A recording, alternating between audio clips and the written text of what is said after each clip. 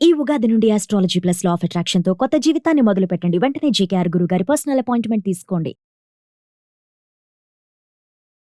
నమస్తే, welcome to Suman TV. నేను doctor Anuhya, internationally certified happiness and mindfulness coach, internationally certified mindfulness instructor for teenagers and young adults.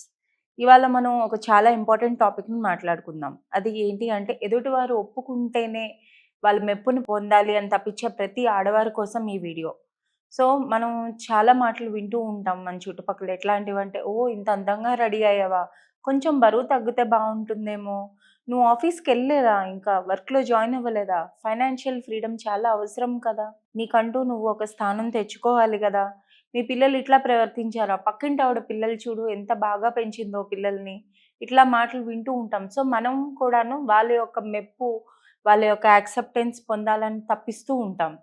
So మన జీవితంలోని మనం విలువ ఉన్నది లేదా అనేది మనం నిర్ణయించుకోవాలి. మనం అది మర్చిపోయి ఎదుటి వారి ఉద్దేశాలకి అనుగుణంగా నడుచుకోవడం అనేది స్టార్ట్ చేశాము. సో ఇక్కడ నేను మీకు ఒక చిన్న కథని షేర్ చేస్తాను. నా క్లయింట్ ఒక ఆవిడ సుమ అని ఉన్నారు. ఆవిడకి ఏంటంటే షాపింగ్ అంటే చాలా ఇష్టం. టైం దొరికినప్పుడల్లా ఆవిడ షాపింగ్కి వెళ్తూ ఉంటుంది. చాలా ఆనందపడుతూ ఉంటుంది. వెళ్ళి అలాగే ఒక కొత్త చీర కొనుక్కొని తెచ్చుకుంది ఒకసారి. అండ్ మరుసటి రోజు అది కట్టుకొని చాలా సంతోషంగా ఫీల్ అవుతుంది. కానీ ఆమె భర్త నుంచి ఏమీ కమెంట్స్ లేవు. అలాగే ఆమె పిల్లలు కూడాను ఏమీ రియాక్షన్ కానీ, కమెంట్స్ కానీ ఏమీ పాస్ చేయలేదు. కొంతసేపు అయినప్పటికీ పక్కింటి ఆవిడ వచ్చి, "అబ్బా! ఎంత అందంగా ఉన్నావు ఇవాళ. ఈ చీరేంటి కొత్తదా? ఎప్పుడు కొనుక్కున్నావు? ఎక్కడ కొనుక్కున్నావు? చాలా బాగుంది. నాకు నీ చీర చాలా నచ్చింది. ఎంత అయింది?" ఇట్లాంటివన్నీ అడిగినప్పటికీ ఆవిడ లోపల నుంచి ఆనందంగా ఫీల్ అవ్వడం మొదలుపెట్టింది. మొహంలో చిన్న చిరునవ్వు అనేది వచ్చింది. ఇక్కడ ఒక్క విషయం ఆలోచించండి. అంటే ఆవిడ ఆనందం షాప్‌కి వెళ్ళి ఆవిడకి నచ్చిన చీర కొనుక్కున్నందుకుందా? లేకపోతే ఆవిడ చీర ధరించినందుకుందా?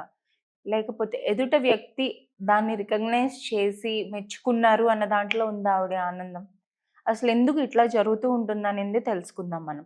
మనం చిన్నప్పటి నుంచి పెరిగినప్పుడు కూడాను మన సమాజంలోని ఇలా ఉండాలి. ఎస్పెషల్లీ ఆడపిల్లలైతే పెంచినప్పుడు మనకు చెప్తూ ఉంటారు కదా! అమ్మాయి అంటే ఇలానే ఉండాలి, ఇలా ప్రయత్నించాలి.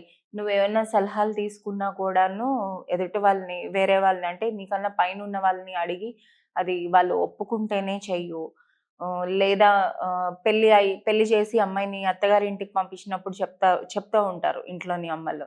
అందరినీ మెప్పించి నువ్వు అక్కడ మీ అత్తమామలందరినీ సరిగ్గా చూసుకొని ఆ ఫ్యామిలీని అందరిని నిన్ను పొగిడేలా మమ్మల్ని మాకు మంచి పేరు తెచ్చేలా ప్రవర్తించుకో అని. లేదా పిల్లలతో కూడాను తల్లులు ఎట్లా మాట్లాడుతుంటారంటే, మీ ఎడ్యుకేషన్, మీ ఇప్పుడు 10th స్టాండర్డ్ ఇట్లా 12th ఇట్లాంటి క్లాసెస్లో ఉన్న పిల్లలకి కొంతమంది తల్లులు చెప్తూ ఉంటారు, నీకు వచ్చే మార్కులు బట్టే మా గౌరవం అనేది ఉంటుంది.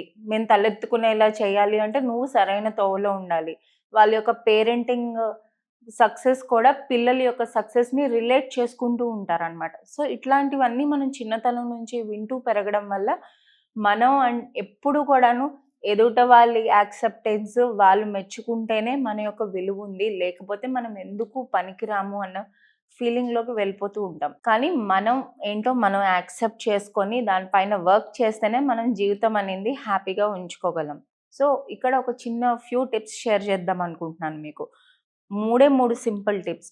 ప్రతిరోజు కూడా రాత్రి పడుకునే ముందు ఆ రోజు మీరు చేసిన మంచి పనులు ఏవైతే ఉన్నాయో ఒక 3 టిప్స్, 3 విషయాల కింద, 3 పాయింటర్స్ కింద రాసుకోండి. రెండవది, ఇంకా ఏం చేయొచ్చు, అద్దంలో మీకు మీరు చూసుకుంటూ నన్ను నేను అంగీకరించుకుంటున్నాను. నేను హోల్ అండ్ కంప్లీట్. మొత్తం నాకు కావాల్సిందంతా నాలోనే ఉంది. ఇంకా మూడవది, చాలా చిన్న విషయం, చాలా సులువుగా చేసేయొచ్చు. మీరు చేసే ప్రతి పని అంటే అనుకున్న పని ఏదైనా కూడా మీరు చేసిన వెంటనే మీకు మీరు శబాషి ఇచ్చుకోవటం. అట్లా చేసినట్టయితే మీరు ఎదుటి వారి కోసం వేచి చూసే ఆలోచన అనేదే ఉండదు మీకు. అండ్ ఇలా చెయ్యకపోతే ఏమవుతుంది? కాలక్రమేణా కొంతకాలం గడిచినప్పటికీ వీళ్ళకెవరికీ నేనంటే ఇష్టమే లేదు. వీళ్ళెవ్వరికీ నాతోని అసలు సంబంధమే లేదు. ఏదో వీళ్ళు మట్టుకు వీళ్ళు ఉంటున్నారు, నా మట్టుకు నేను ఉంటున్నాను అంటే ఎమోషనల్లీ కొంచెం డిస్కనెక్షన్ అనేది ఏర్పడుతూ ఉంటుంది. అండ్ కాన్ఫిడెన్స్ అనేది పడిపోతుంది. చాలా లో సెల్ఫ్ ఎస్టీమ్ అనమాట. నేను ఎందుకు పనికిరాను, ఇంట్లోనే ఓన్లీ వంట పని ఈ పని చేసుకోవడానికే పనికొస్తున్నాను, ఇట్లా కూడా అనుకుంటూ ఉంటారు. సో ఈ టిప్స్ అన్ని పాటించటం వల్ల మనం చేసుకోవచ్చు. ఇంకొక ఉదాహరణ కూడా ఇస్తాను మీకు. మీరు చాలా మంచిగా ఏదైనా ఒక వంటకం అనేది చేసి పెట్టారు. మీ ఫ్యామిలీ మెంబర్స్ అందరూ కూడా చాలా ఎంజాయ్ చేస్తూ తింటున్నారు. దాన్ని లొట్టలు వేసుకుంటూ తింటున్నారు. కానీ వాళ్ళు ఎవ్వరూ కూడాను అబ్బా! ఇవాళ ఇది ఎంత బాగా చేసావు, చాలా బాగుంది అని మెచ్చుకోలేదు. మీరు ఏం చేస్తూ ఉంటారు? మళ్ళీ అరే! నేను బాగా చేశాను అనుకున్నానే, కానీ ఎవ్వరు మెచ్చుకోలేదు కదా అని మీరు ఇంకా ఎక్కువ స్ట్రెస్ తీసుకొని ఇంకా వాళ్ళని మెప్పించే ప్రయత్నంలోనే ఆ లూప్‌లో పడిపోతారు. కానీ మీరు ఎంత కష్టపడుతున్నారనేది మీరు గుర్తించరు. సో వేరే వారు గుర్తించుకున్న వలన మన వాల్యూ ఏంటో మనమే తెలుసుకోవాలి. సో ఈ టిప్స్ అన్ని పాటించడం వల్ల మీ యొక్క సెల్ఫ్ వాల్యూ అనేది పెరుగుతుంది. మీలో కాన్ఫిడెన్స్ పెరుగుతుంది. సెల్ఫ్ ఎస్టీమ్ అనేది పెరుగుతుంది. సో ఇవన్నీ ఫాలో అవ్వాలి. ఎప్పుడైతే మన ఓన్ సెల్ఫ్ వాల్యూ అనేది వస్తుందో మీరు కూడా లోపల నుంచి నిజమైన ఆనందంతోనే ఉంటారు. ఇన్నర్ హ్యాపీనెస్ అంటారు కదా! అది అసలైన ఆనందం కలిగి ఉంటారు. Thank you.